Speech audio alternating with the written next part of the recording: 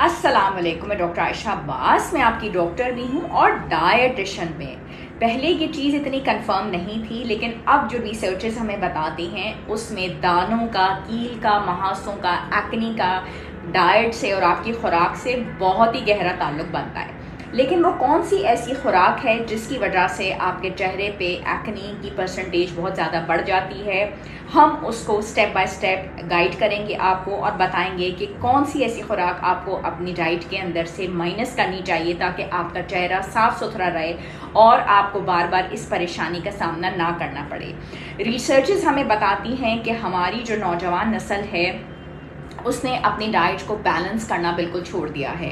ना सिर्फ वो हमारी नौजवान नस्ल वर्जिश से बहुत ज़्यादा दूर होती जा रही है, बल्कि उसने अपना पानी का इंटेक जो है वो भी बहुत ज़्यादा कम कर दिया है और इसी वजह से इसकी जो बहुत ज़्यादा परसेंटेज है वो जंक फूड और प्रोसेस्ड फूड्स की तरफ बढ़ चुकी है।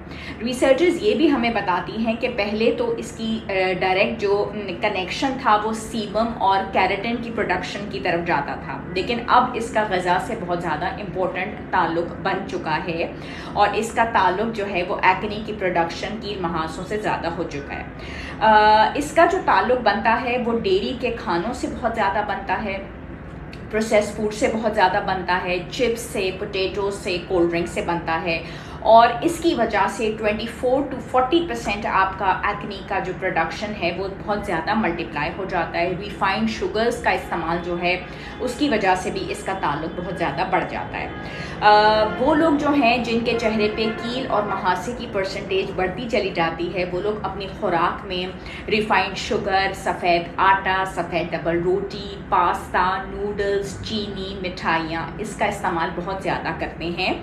और दूसरी बात ये है कि इससे वज़न की ज़्यादती का ताल्लुक हो या ना हो, लेकिन चेहरे के ऊपर एक्ने, दानों, कील, महासों का ताल्लुक बहुत ज़्यादा बढ़ जाता है। दूसरी रिसर्च एक और बताती है कि इन लोगों का जो इनटेक होता है वो दूध से बनी हुई अशिया, उससे भी डायरेक्ट लिंक होता है। कनेक्शन किस तरीके से लेके चल रहा है, उसमें ब्लड में शुगर का इजाफा, उसके बाद ब्लड में सीरम इंसुलिन का इजाफा और किस तरीके से परसेंटेज जो है ये बताती है कि 24 to 40% जो है एक्ने की परसेंटेज जो है वो बढ़ जाती है।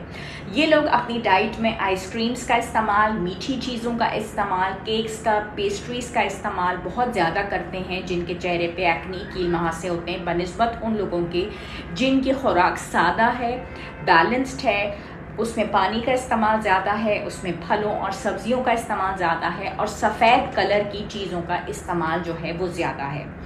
और एक और चीज़ बहुत अच्छे तरीके से रिसर्चेस बताती हैं कि काऊ मिल्क के अंदर अमाइनो एसिड्स जो हैं वो बहुत ज़्यादा हैं। अगर उनसे चीज़ें बनाई जाती हैं तब भी एक्ने की प्रोडक्शन जो है बहुत ज़्यादा होती है और उसमें अगर मिठास का इस्तेमाल कर लिया जाए। एक्ने वाले लोगों का फास्ट फूड से ताल्लुक भी बहुत गहरा बनता है और उनका कैलोरिक इंटेक बहुत ज़्यादा होता है प्रोसेस फूड्स का, जिसमें रिफाइंड कार्बोहाइड्रेट्स हैं, बर्गर्स हैं, नगेट्स हैं, फ्राइड तलन वाली अशियाँ हैं, फ्राइड चीज़ें हैं और उसमें 24% जो है वो एक्ने का ताल्लुक अगेन बहुत ज़्यादा है।